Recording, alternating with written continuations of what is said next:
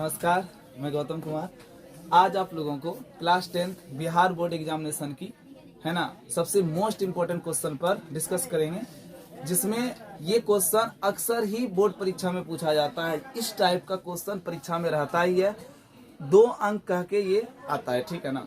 और बिल्कुल रहता है, दो क्वेश्चन रहेगा। आपको सिद्ध करे कि जो है √2 अपरमेय संख्या है, सिद्ध करे √5 अपरमेय संख्या है, इस टाइप का क्वेश्चन रहता है। सिद्ध करे 3 + 2 √5 एक अपरमेय संख्या है ना।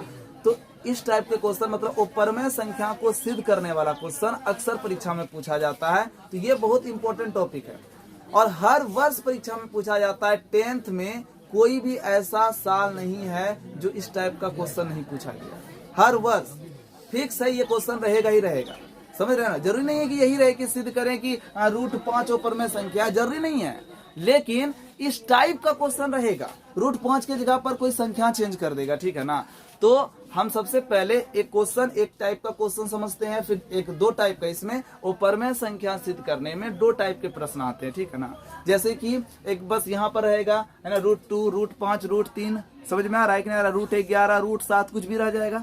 और एक रहेगा क्या कि परमेय और अपरमेय संख्या का जोड़ रहेगा, जैसे कि है ना 2 + √2, 3 + √2, है ना। समझ में आ रहा है कि नहीं आ रहा। 5 + √2, समझ में आया। मतलब किसी परमेय और परमेय संख्या के साथ कोई संख्या जोड़ के रूप में रहेगा। अच्छा, आप जान रहे हो यहाँ पर रहेगा क्या 3/√2, सिद्ध करें कि 3/√2 अपरमेय संख्या, समझ रहे हो, है ना। 1/√7 अपरमेय संख्या है। समझ में आ रहा है कि नहीं आ रहा है। अच्छा, अब तुम कहोगे सर ये √2 जब अपरमेय संख्या है ही तो हमें सिद्ध करने की क्या जरूरत है। बात समझ में आ रहा है कि नहीं आ रहा है, समझ रहे हो ना। तो सिद्ध करने की जरूरत है। गणित जो है ये सत्यापन पर चलता है। बात समझे कि नहीं समझे। कोई अगर कुछ ऐसा कह दे तो ऐसा नहीं है कि हम उसकी बात को सत्य मान लेते हैं। बात समझ में आ रहा है कि नहीं आ रहा है। तो गणित प्रूफ पर चलता है। आप प्रूफ अगर आप कर लेते हो तो फिर गणित में आपको अच्छा नॉलेज है। चलो ठीक है, तो हम स्टार्ट करते हैं। सिद्ध कीजिए कि √2 एक अपरमेय संख्या है, ठीक है ना। देखो, सबसे पहले बात समझो कि अपरमेय संख्या और परमेय संख्या क्या होता है। 2 बात समझ लीजिए। तो परमेय संख्या का हम देखो, हमको प्रूव करना है √2 अपरमेय संख्या, लेकिन इसको मान क्या लीजिए, इसको मान लीजिए कि √2 एक परमेय संख्या है। एकदम उल्टा, जस्ट अपोजिट सपोज करना है, मानना है। हमको सिद्ध करना है √2 अपरमेय संख्या है, लेकिन मैं मानूंगा क्या। हाँ, √2 क्या है, एक परमेय संख्या, ये हम मानेंगे, ठीक है। बात समझ में आ रहा है कि नहीं आ रहा। इसको मानने से क्या होगा, अगर हम √2 को एक परमेय संख्या कह रहे हैं तो परमेय संख्या के लिए जो जो शर्त लागू होता है उन शर्तों को हमको क्या करना पड़ेगा, है ना, पालन करवाना पड़ेगा। अगर वो सारे शर्त पालन हो जाते हैं तो हम कह देंगे कि सच में √2 परमेय संख्या है। अगर हम माने √2 एक परमेय संख्या और उसके माने हुए कथन के अनुसार बातें सिद्ध नहीं हो पा रही है, तब ये परमेय नहीं, फिर क्या हो जाएगा, अपरमेय हो जाएगा। बात समझे कि नहीं समझे। समझ में आ रहा है कि नहीं आ रहा है। नहीं समझ में आ रहा है। जैसे कि मान लीजिए कि एक रूम है, एक रूम में क्या है, एक रसगुल्ला रखा हुआ है, उसमें 2 आदमी बैठे हुए हैं, है ना। सपोज कर लीजिए कोई भी 2 बैठे हुए हैं, एक जो है साबरा बैठी हुई है और एक रूपा बैठी हुई है, सपोज कर लीजिए। तो अब जो है हम एक रूम में एक रसगुल्ला रख करके चले गए हैं। अब जो है कुछ देर के बाद आते हैं, दोनों रूम में है, दोनों लड़की रूम में है। कुछ देर के बाद आते हैं तो क्या होता है कि उस रसगुल्ला रहता ही नहीं, मतलब कब खत्म, कहानी खत्म हो गया है क्या। तो अब जो हम वहां पर 2 ही पर्सन है तो दोनों पर्सन से पूछा जाएगा ना, भाई किसने खाया है। सावरा कहेगी हम खाए हैं, तो इसका मतलब क्या हो गया, रूपा का, तो रूपा के मैटर में क्या प्रूव हो गया कि रूपा नहीं खाई। समझ में आ रहा है कि नहीं आ रहा। मतलब एक अगर हाँ प्रूव कर देता है तो ऑटोमेटिक दूसरे के लिए ना प्रूव हो जाता है ना। तो उसी प्रकार हम अगर इसको परमेय संख्या मानेंगे, ठीक है ना, और परमेय संख्या के लिए जो जो शर्त है वो शर्त यहाँ पर लिखेंगे। अगर वो शर्त फॉलो हो गया तब तो परमेय ही रहा, लेकिन अगर वो शर्त जो हम माने हैं उसको फॉलो नहीं कर पाया तब क्या हो जाएगा, वो संख्या क्या हो जाएगा, अपरमेय हो जाएगा। बात समझ में आया। बस ये लॉजिक है, इसी लॉजिक पर ये प्रूव होगा, ठीक है ना। चलो देखो, इसके लिए हम क्या करते हैं, यहां से आपका हल स्टार्ट हो जाता है। मान लीजिए, माना कि √2 एक परमेय संख्या। हमने क्या सपोज कर लिया बच्चों, √2 एक परमेय संख्या है। बात समझे कि नहीं समझे? जब हम इसको √2 को एक परमेय संख्या प्रूव कर रहे हैं तो इसको अच्छा वो परमेय संख्या प्रूव कर रहे हैं, लेकिन हम इसको परमेय संख्या मान लिए तो परमेय संख्या का बात लगाएंगे, ठीक है ना? समझे कि नहीं समझे, है ना? चलो तो क्या लिखेंगे यहाँ पर, अतः, है ना, माना कि √2 एक परमेय संख्या है, इसलिए x बराबर, या कुछ भी लिख सकते हो तुम, इसलिए a बराबर क्या लिख दोगे, √2। a बराबर क्या लिख दिए हैं, √2। कोई दिक्कत समझ में आ गया ना? चलिए, तो ये परमेय संख्या है, और परमेय संख्या कहते किसको है, जिसे हम p/q के रूप में लिख सकते हैं। तो इसको आप a नहीं लिख करके क्या लिख दो, p/q लिख दो, p/q के रूप में लिख सकते हैं। अगर हम √2 को परमेय संख्या माने हैं तो परमेय संख्या कहते हैं किसको, जिसे p/q के रूप में लिखा जा सकता है, जिसका q जो है 0 के बराबर नहीं हो और अंश और हर का उभयनिष्ठ गुणनफल कितना हो, 1 हो, उसे हम क्या कहते हैं, परमेय संख्या कहते हैं। ये परमेय संख्या का शर्त है ना, कंडीशन है ना, इस कंडीशन को हम लगा देंगे यहाँ पर। क्यों? क्योंकि √2 एक परमेय संख्या हम ऐसा मान करके चल रहे हैं, ठीक है ना? इसलिए हम इसको क्या करें, हम p/q के रूप में लिखे ना, p/q के रूप में लिखे कि नहीं लिखे? √2 को हम एक परमेय संख्या माने हैं तो √2 को हम p/q के रूप में लिखे, अंश बटे हर के रूप में लिखे। अब यहाँ लिखेंगे जहां p तथा q, जहां p तथा q दो पूर्णांक संख्या है, जहां p तथा q क्या है, दो पूर्णांक संख्या है, और q 0 के बराबर नहीं है, q 0 के बराबर नहीं है। बात समझ में आ रहा है कि नहीं आ रहा है? यस। साथ ही साथ p और q का उभयनिष्ठ गुणनखंड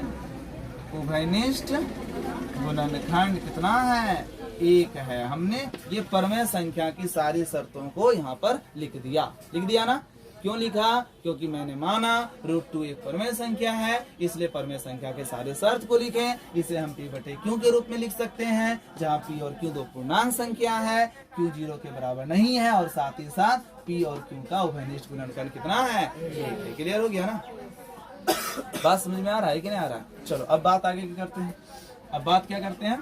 आगे क्या करते हैं, देखिए अब जो है इतनी सी शर्त मानने के बाद, है ना, आप इसको सपोज कर लीजिए समीकरण 1। क्या सपोज कर लीजिए, समीकरण 1। अब हम समीकरण 1 में काम करेंगे। चलिए, समीकरण 1 के दोनों पक्षों में वर्ग करने, समीकरण 1 है ना, हम इसके दोनों पक्षों में क्या कर रहे हैं, वर्ग करने का मतलब क्या होता है बच्चों, स्क्वायर ना। चलिए, हम बायां पक्ष पर भी स्क्वायर कर दिए और दायां पक्ष पर भी स्क्वायर कर दिए ना। अब देखो क्या हो गया, ये स्क्वायर p पर भी आ गया बच्चों, और ये स्क्वायर किस पर आ गया, q पर भी आ गया। इसका स्क्वायर रूट कैंसिल हो गया, कितना हो गया, 2 हो गया। तो इसी तरह का समझने में कोई दिक्कत है जी? नहीं है। चलिए अब आगे बढ़ते हैं, एकदम आसान है। देखिए, आप देख लो बच्चों, कोना कोनी क्या करो, गुना करो, तो गुना करो, इसके नीचे तो 1 है ना। चलिए गुना कीजिए, बात p² गुना 1 p² है ना। चलिए, और बच्चों q² गुना 2 समझ में आया? अब देख लो भाई, यहाँ पर देख लो, ये गुना 2 इधर जाके भाग 2 होगा कि नहीं होगा? तो p² बटे 2 बराबर q² निकल गया। कोई दिक्कत? अब यहाँ पर आप ध्यान देखो, ये संबंध कहता क्या है, इसको समीकरण 2 सपोज कर लीजिए। ये संबंध कहता क्या है, समझिएगा बात को। हेलो बच्चों, अगर हम लिख दिए क्या लिख दिए, 3 पर स्क्वायर बटे 2, समझे कि नहीं समझे? इसका मतलब क्या हुआ, इसका मतलब हुआ कि 2 जो है ना 3 स्क्वायर को भाग दे रहा है। 2 किसको भाग दे रहा है, 3 स्क्वायर को भाग दे रहा है ना। तो क्या अगर मैं ऐसा कहूं कि 2 3 स्क्वायर को भाग दे रहा है, अगर मैं ऐसा कहूं कि 2 3 को भाग दे रहा है, तो तुम मेरे बात पर एग्री होगे कि या नहीं होगे बताओ? हम कह रहे हैं कि 2 3 स्क्वायर को भाग दे रहा है, तो क्या 2 3 को भाग दे रहा है? हाँ या ना? देखो चेक करते हैं, 2 3 स्क्वायर को भाग दे रहा है, तो हम 3 स्क्वायर को 3 गुना 3 बटे 2 लिख दिए ना। इसका मतलब ये हुआ कि 2 जो है 3 को भी भाग दे रहा है। दो 3 स्क्वायर को भाग दे रहा है, इसका मतलब 2 किसको भाग दे रहा है? 3 को भी भाग दे रहा है। समझ में आ रहा है कि नहीं आ रहा है? और हम आप लोगों को गुणनखंड का क्या मतलब बताएं? हेलो, गुणनखंड का मतलब क्या होता है जी? गुणनखंड का मतलब क्या होता है कि आप जिस संख्या का गुणनखंड निकाल रहे हैं, आप जिस संख्या का गुणनखंड निकाल रहे हैं, उस संख्या में जो जो संख्या भाग देता है वह सभी संख्या उस दी हुई संख्या का गुणनखंड कहलाता है। जैसे कि हम अगर 10 का गुणनखंड निकाल रहे हैं बच्चों, 10 का गुणनखंड निकाल रहे हैं, तो 10 में जो जो संख्या भाग देता है, तो 10 में कौन कौन संख्या भाग देता है? तो 10 में 1 देता है, और कौन देता है? 2 देता है, और कौन देता है? 5 देता है, और कौन देता है? 10। तो 10 को जो जो संख्या भाग दिया वो सभी संख्या 10 का गुणनखंड हुआ। वो सभी संख्या 10 का क्या हुआ? गुणनखंड हुआ। इसका मतलब 3 को 2 भाग दे रहा है, इसीलिए 3 का गुणनखंड 2 नहीं हुआ। हुआ कि नहीं हुआ? अगर हम 4 का गुणनखंड निकालेंगे तो 4 का गुणनखंड क्या बोलोगे? तो 4 को जो जो संख्या भाग देता है वो 4 का गुणनखंड है। तो 4 को 1 देता है, 2 देता है, 4 खुद 4 को भाग देता है क्या जी? तो 4 का गुणनखंड 1 2 4 हो गया। उसी प्रकार से अब तुम यहाँ पर समझो, इस लॉजिक को समझो कि स्क्वायर को कौन भाग दे रहा है? 2 भाग दे रहा है, अतः 2 जो है पी को भी तो भाग दे रहा है। समझ में आ गया? तो यहाँ पर यही बात लिखने वाले हैं हम। किसी को दिक्कत है? नहीं। देख लीजिए, यहाँ पर लिखेंगे हम, यहाँ देखिए लिखेंगे, है ना, यहाँ लिखेंगे समीकरण 2 से या स्पष्ट होता है, स्पष्ट होता है कि 2 कोमा दिए सर जी, कोमा, हाँ ये कोमा है, कुछ और नहीं समझ लीजिएगा। 2 पी स्क्वायर को भाग देता है, 2 पी स्क्वायर को भाग देता है, अतः 2 पी को भी भाग देगा। 2 किसको भाग देगा बेटा? पी को भी क्या करेगा? भाग देगा। इसलिए है ना, पी का गुणनखंड 2 है। पी का गुणनखंड क्या है? 2 है। हम लिख सकते हैं, तो बात की नहीं लिख सकते हैं? लिख सकते हैं ना। चलो अब हम आगे बढ़े। अब चलो एक बात तो ये हो गया। अब यहाँ लिखेंगे, अब देख लो, यहाँ ध्यान से समझो। फिर समीकरण 1 में काम करेंगे हम, पुनः देख लो।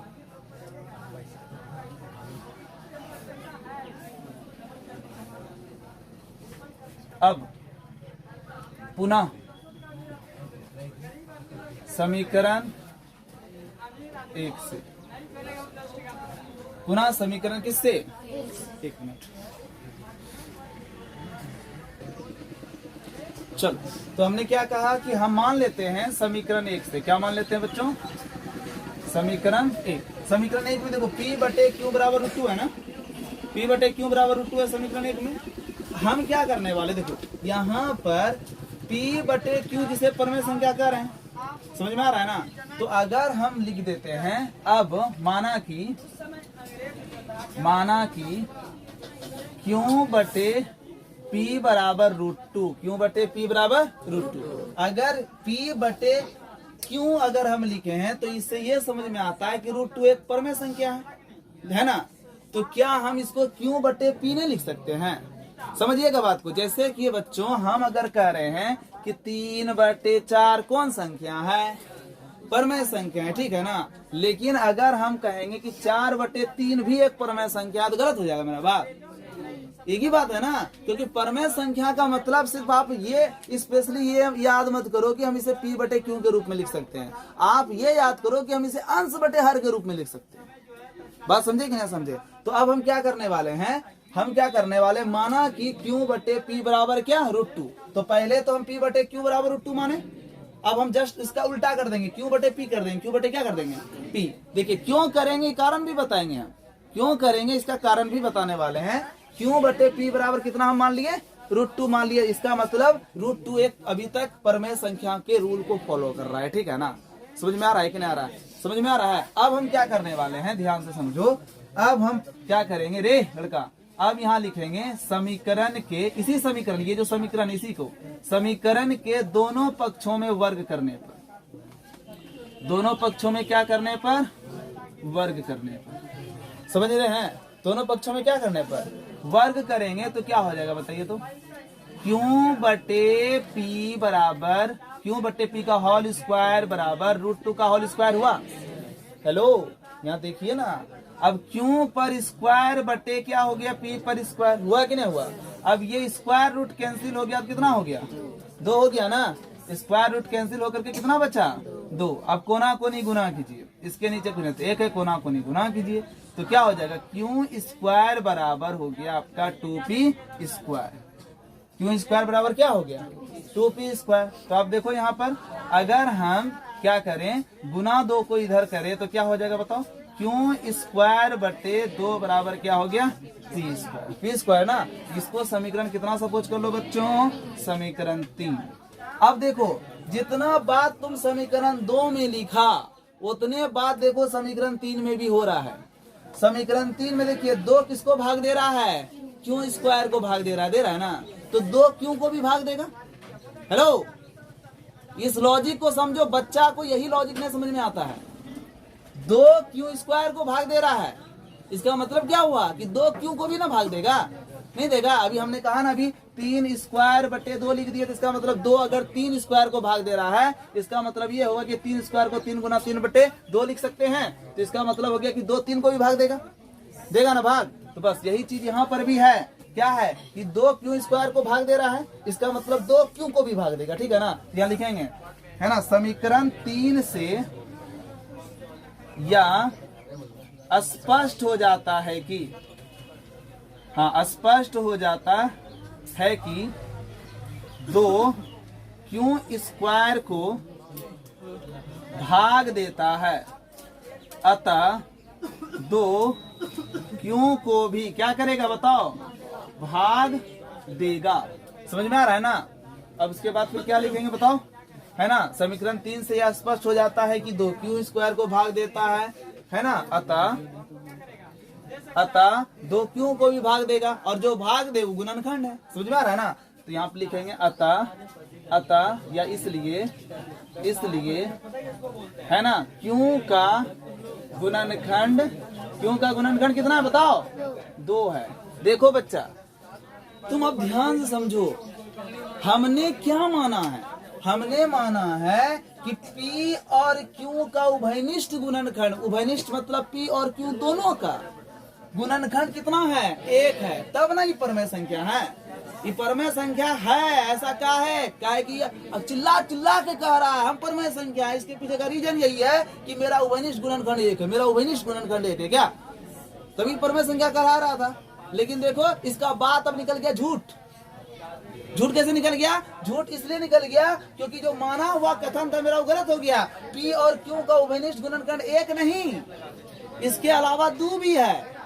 इसके अलावा क्या है, 2 भी है। देखो चेक करो, P का देखो है ना, P को भाग देता है इसलिए P का गुणनखंड 2 है। देखो Q को भाग देता है इसलिए Q का गुणनखंड क्या है, 2 है।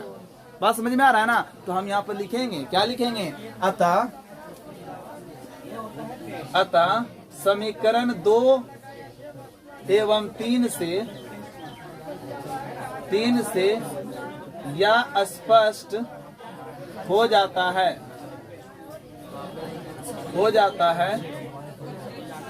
कि स्पष्ट हो जाता है कि P और Q का उभयनिष्ठ गुणनखंड 1 है क्या, 1 नहीं बल्कि इसके अतिरिक्त 2 भी है, इसके अतिरिक्त 2 भी है। अतः √2 एक परमेय नहीं, कौन संख्या है, वो परमेय संख्या है, वो परमेय संख्या है। समीकरण 2 और 3 से स्पष्ट हो जाता है कि P और Q का उभयनिष्ठ गुणनखंड 1 नहीं बल्कि इसके अतिरिक्त 2 भी है, जो हमारे माने हुए कथन से विपरीत है। जो हमारे माने हुए कथन से क्या है, आप एक लाइन ये भी जोड़ सकते हैं, जो हमारे माने हुए कथन से विरोधाभास है। समझ में आया, आप एक लाइन जोड़ दोगे तो बड़ा हो जाएगा, है ना। 2 भी है जो हमारे माने हुए कथन से क्या है, विपरीत है। अतः √2 एक परमेय नहीं हो परमेय संख्या है। बात समझ में आया? तो ज्यादा लंबा चौड़ा नहीं करना है, एकदम ध्यान समझना है। हम इसको एक बार रिवाइज करा देते हैं, रिपीट करा देते हैं, आसानी समझ में आ जाएगा। ठीक है, सबसे पहले बेटा तुमको क्या करना है कि आपको जैसे कि मान लीजिए एक नंबर दिया जाए, एक नंबर के लिए एक नंबर √2, √3, √7, √5 ऐसा दिया जाए कि सिद्ध करे कि ये सब वो परमेय संख्या है। तो उसके लिए क्या नियम है? बस सिंपल सा है, इसको परमेय संख्या प्रूव करना है। इसके लिए हमको परमेय मानना पड़ेगा। माना कि √2 एक परमेय संख्या, ठीक है ना। और जब परमेय संख्या है तो परमेय संख्या कहते हैं किसको है? जिसे हम अंश बटे हर के रूप में लिख सकते हैं, जिसे हम p/q के रूप में लिख सकते हैं। इसलिए हम √2 को लिख दिए p/q, समीकरण 1 फाइनल। उसके बाद फिर उसका शर्त लगाएंगे। क्या लगाएंगे? तो जहां p और q दो पूर्णांक संख्या है, q 0 के बराबर नहीं है, और साथ ही साथ अंश और हर मतलब p और q का उभयनिष्ठ गुणनखंड कितना है? 1। बात फाइनल हो गया। उसके बाद हम क्या करने वाले हैं? ये जो समीकरण 1 माने इसके दोनों पक्षों में स्क्वायर कर दिए, दोनों पक्षों में वर्ग कर दिए। वर्ग करने पर क्या हो गया? p/q का होल स्क्वायर बराबर √2 का होल स्क्वायर हो गया। तो ये स्क्वायर p पर, ये स्क्वायर q पर, तो p स्क्वायर / q स्क्वायर हो गया। और स्क्वायर रूट कैंसिल कितना हो गया? 2। क्रॉस मल्टीप्लीकेशन कर दिए। क्रॉस मल्टीप्लीकेशन करने पर देखो क्या हुआ? p स्क्वायर गुना 1 p स्क्वायर, 2 गुना q स्क्वायर 2q स्क्वायर गुना 2 इधर जाके भाग 2 हो गया। तो ये समीकरण क्या कह रहा है? समीकरण 2 कह रहा है कि समीकरण 2 से यह स्पष्ट हो जाता है कि 2 जो है p स्क्वायर को भाग दे रहा है, अतः 2 p को भी भाग देगा ना। इसका मतलब जो भाग दे गुणनखंड, अतः p का गुणनखंड 2 है। क्लियर हो गया? यस। उसके बाद देखो माना कि क्या, अब देखो अगर p/q अगर परमेय संख्या है तो q/p भी परमेय होगा ना, जस्ट अपोजिट। तो हमने क्या लिख दिया बताओ? q/p भी एक परमेय संख्या है, इसलिए हम इसको मान लिए। माना कि q/p बराबर क्या? √2। ठीक है ना। उसके बाद फिर समीकरण के दोनों पक्षों में वर्ग कर दिए। वर्ग करने पर क्या हुआ? q/p का होल स्क्वायर, √2 का whole square, square root cancel 2 हो गया। ये q स्क्वायर / p स्क्वायर हो गया। क्रॉस मल्टीप्लिकेशन कर दिए तो q स्क्वायर बराबर 2p स्क्वायर निकला, गुना 2 इधर जाके भाग 2 हो गया। अब ये समीकरण 3 बना लिए। समीकरण 3 से यह स्पष्ट हो जाता है कि 2q स्क्वायर को भाग देता है, 2q को भी भाग देगा, इसलिए q का गुणनखंड कितना है? 2 है। मतलब समीकरण 2 और 3 से यह स्पष्ट हो जाता है कि p और q का उभयनिष्ठ गुणनखंड 1 नहीं, p और q का उभयनिष्ठ गुणनखंड, छूट गया था यहाँ पर गुणनखंड, उभयनिष्ठ गुणनखंड 1 नहीं बल्कि इसके अतिरिक्त 2 भी है, जो हमारे माने हुए कथन से विपरीत है, विरोधाभास है। अतः √2 एक परमेय नहीं, वो परमेय संख्या है। That solve. कोई दिक्कत? चलिए इसी तरीके से एक तो और देते हैं बनाने के लिए, कि आप बना लोगे? चलो बनाओ तो सिद्ध करें कि √5 एक अपरमेय संख्या है। बना करके हमको दिखाइए फटाफट, एकदम सेम इसी तरह से रहेगा। हम वेट करते हैं 1 मिनट। चलिए